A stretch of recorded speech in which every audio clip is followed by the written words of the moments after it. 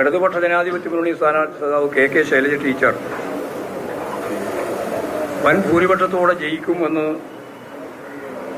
ജനങ്ങളുടെ നിശ്ചയദാർഢ്യം തിരിച്ചറിഞ്ഞ UDF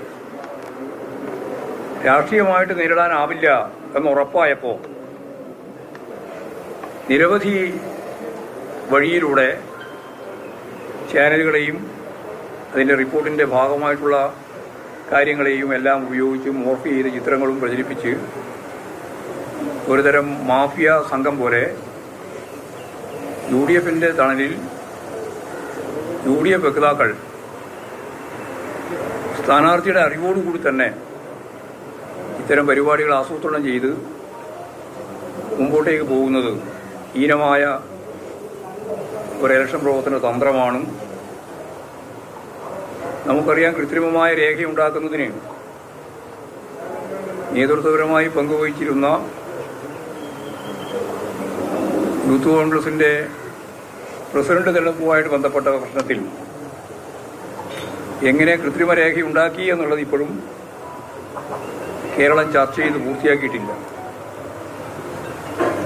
അത്തരത്തിലുള്ള ആളുകളെല്ലാം ചേർത്ത് ഇവിടെ റിപ്പോർട്ടർ ചാനലിന് നൽകിയ അഭിമുഖം എഡിറ്റ് ചെയ്ത്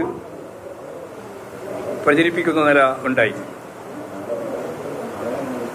പാനൂരിൽ നടന്ന സ്ഫോടനത്തിൽ ഉൾപ്പെട്ടയാൾ എന്ന പേരിൽ മറ്റൊരു ചിത്രം വെച്ച് പ്രചരിപ്പിച്ചു.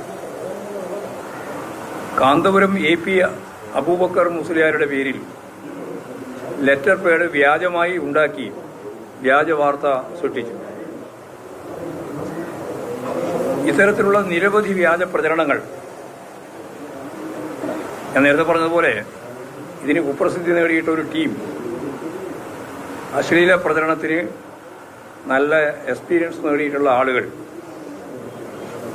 രാഷ്ട്രീയ രംഗത്തേക്ക് വരുന്നു, അവർക്ക് പിന്തുണ നൽകുന്നു എന്നുള്ളതാണ് ഇന്നേ വരെ കേരളത്തിന്റെ രാഷ്ട്രീയ ചരിത്രത്തിലില്ലാത്ത ഇത്തരം ഒരു ശ്രമം.